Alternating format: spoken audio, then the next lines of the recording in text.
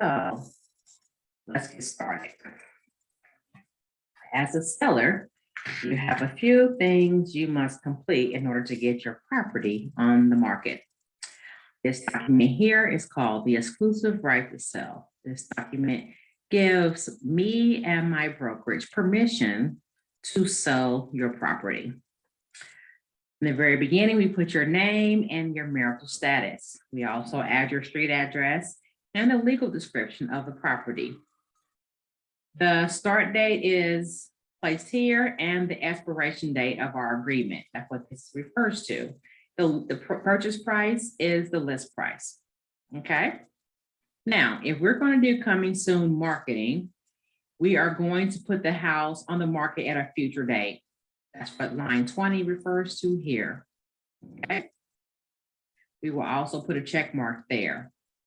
This gives us time to stage the house, clean the house, take pictures, and do a little bit of pushing of other agents to get them ready for coming soon. This is part of the marketing process. If this is a residential property, we will mark here. If it's new construction, we will mark here. And if this pertains to land, we will mark here. So it depends on your situation, which one of these boxes we choose. You will have the initial here at the bottom. Read lines 36 through 68. They refer to giving me permission to put signs in your yard, permission to help you with negotiations, help you craft responses. If you want to opt out of certain websites, or permission for me to disseminate your information to Zillow, Trulia, Realtor.com, Yahoo Pads, things like that. That's what this all refers to. And it also refers to that we can also terminate at any point, okay? Down here, paragraph 2, these are things the seller is agreeing to, okay? Please read these things. It refers to things like, well, here's the signs and things like that. It also refers to keeping your utilities on until the buyer takes possession, giving me copies of your keys. We can put it into a lockbox. A lockbox is an iBox. It can only be accessed by other agents. Having the house clean, things like that. And then permitting me to show the property as a backup once you take an offer, just in case that original buyer falls out of contract. Read this carefully and we'll go from there. You will initial at the very bottom of page 2. Page 3 refers to things that I will disclose, how I negotiate, how I do the terms of offers. It talks about hazardous materials, how I must comply to certain state laws. So even though some sellers have asked me to do some things that were against the law, I still have to say no. Even though it sounds good for one, I cannot break the law or put my license in jeopardy to make certain things happen, okay? If you are okay with disclosing details about your transaction, you mark these boxes. So your motivation for selling, you tell whether or not you give me permission to give the reason for a sale or give a certain reason, like some details or not at all. As far as offers are concerned, you determine if you want me to disclose the existence of other offers, if you want me to disclose the terms of the offers you have, or not say anything whatsoever, only just get the offers, put them all together for you, and you make a decision. It's up to you. This is part of the process. You must sign an initial here, okay? One of the things that is attached to your exclusive right to sell is called the seller's disclosure.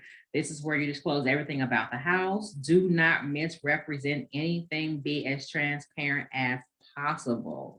No matter what you think has happened to the house in the past, if you leave it out, it could get you in legal jeopardy. Okay.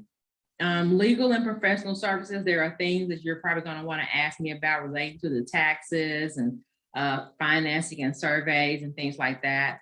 I am going to direct you to the people who actually do those things. It may not make you happy that I won't give you an answer, but those are not part of my license and it could get me in trouble, okay? Liability. The seller agrees to indemnify the broker against and hold broker harmless from any liability for vandalism, theft, or damage of any nature whatsoever to the property. Okay, read that carefully. Paragraph 8 refers to different ways that you can be represented in Kansas and Missouri. I recommend you read that piece, but also go all the way down to page 6. Yes refers to the ways that I can actually represent you, and no are the ways that I cannot at this particular brokerage. And then take those different ways that I can represent you and go back up to the different portions and read up on it. For instance, I'm allowed to be your seller agent, okay? And read up on that, okay? What is a seller's agency? It tells you. What is a sub agent? It tells you what it is, but I don't do sub agencies where I'm at. What is a dual agent? It'll tell you up above, but I don't do dual agency, but it helps you understand how you can be represented in a transaction, okay? As far as title insurance, you are being informed that you're responsible for title insurance and providing the buyer with a clear title. What is on here is the name of the title company that you will be closing with. You provide me with the name of a company you prefer, or I give you a list and you choose from that. And then also the name on the actual title, okay? Here we refer to the compensation. It says the seller agrees to pay Platinum Title a commission of $4.95. That is for preparing the paperwork to get your deal closed, okay? And then in our market, there is a commission percentage, and it is split between the buyer side and the seller side, okay? Listing agent and the buyer's agent. Depends on how you want to refer to it. You can do a commission that is a percentage, or you can do a flat fee as indicated here, okay? This information is usually negotiable, but you want to make sure that the amount that you're offering both sides is making sure that you're bringing in a really good buyer, because a low commission can also cost you a deal. I'll say more about that later, okay? Must initial at the bottom, page 6. We are now on page 7. If you choose to provide a warranty can help with marketing of your property, and it can reduce your risk, especially when you work with things in your house and it works fine for you and it breaks down a month later and you have a buyer who's not very happy because they're not used to how things work in a house you've been in for 20 years, for example, okay? Or you can say, no, I don't agree to a home warranty. You choose one of these options in paragraph 12 about the warranty. And when you choose, if you choose to do it in a warranty, make sure that you indicate what the amount you will not pay over. Most warranties run between $500 to maybe $700, depending on how big the house is and how many things you have attached to that warranty, such as a pool, etc. Okay, and then you can choose a vendor or not choose a vendor. All right. Cyber protection. This refers to making sure you're using a secure connection during your real estate transaction. If anyone reaches out to you about wiring funds, do not reply to them. Immediately call me and let's clarify what's going on, okay? This part right here, you won't see these things, just notes concerning what you're going to see on an actual contract. Also, you will have to sign the very last page, which is page 8 of the exclusive right to sell. Your name here, your address and contact information here, and I will sign over here. And that's all you get with the exclusive right to sell. This is the meat and potatoes that gives me permission to put your house on the market, when, how, etc. Okay. Attached to that is a affiliated business disclosure. It lets you know that Platinum Realty, my brokerage, and United Mortgage have a affiliation. If you are buying a property yourself, you can use whatever mortgage company you want to use, but we must disclose that we have a relationship. You will sign at the bottom here saying that you have acknowledged that you have read this and you have been told of this information. All right. The next document that you will get would be a seller's disclosure. We referred to this earlier in the exclusive right to sell. This is where you give all the details about the property, how long you've lived there, what type of construction there is, anything you know about the land, about the property, the fencing, are there any wells on the property? How old is your roof? Are you aware of any wood destroying termites or insects of any sort? Have you ever had a problem with your foundations or any leaking, old leaking, new leaking? Are you on a slab? Have you ever had to deal with any wood rot, etc.? Go into the plumbing, electrical, heating, and air conditioning.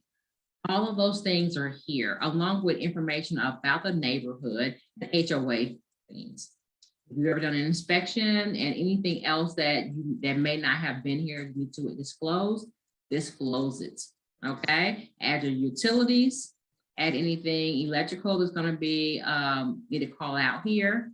Read about the items that will stay with the property, such as fireplace grates, mirrors, and lighting and things like that. If it is in the property doing the showing, the assumption by buyers is that it is going to stay. If you are not allowing certain things to stay, please indicate that here. So there will be no problems, miscommunications, anything like that. Be very clear. If you have more than one refrigerator, if one is staying, one is going, or both are staying, indicate that here and add anything extra here that is not listed above. Make sure you initial every single page, sign the last page after you have read it all, and turn it back in. Lead-based paint. This document is for houses built prior to 1978. You indicate if you have any knowledge of any lead-based paint or not. Indicate if you have any reports pertaining to any lead-based paint in the home. And if you have reports, provide reports or don't have reports. Indicate that here. The buyer signs down here. This is not you, you're up here. I will acknowledge that I've read through it and that I agree with what I've seen so far. As seller, you will sign here and I will sign underneath, and you are done with that 2-page document. Last but not least, it's the cyber protection notice. This is just a reminder that you need to use a safe and secure transaction. Be careful about social security numbers, bank accounts, credit cards, loan numbers that are involved in your transaction. People hack emails all the time. If you suspect an email has been hacked, or if they ask you about money, do not respond. Immediately contact me or your settlement agent, which is your title company. Most likely call me first. It'll be faster to get me usually than one of them, okay? And sign it that you acknowledge that you're going to use a secure connection, and then you are done. We are putting your house on the market as coming soon or immediately. If you have any questions about any of the documents we just went over, please let me know and read everything carefully. Thanks.